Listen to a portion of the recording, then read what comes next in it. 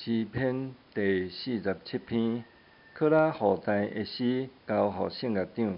万民啊，恁拢着拍扑啊，着用欢喜的声大声对上帝欢呼。至悬的上主应该受敬畏，伊是大君王，统治全地。伊予万民降服阮，予列邦屈服伫阮脚下。伊为着阮经应允的土地，做伊所疼的子民夸耀的产业。上帝上去坐宝座，万民大声欢呼。上主上去坐王位，扫角拢大谈。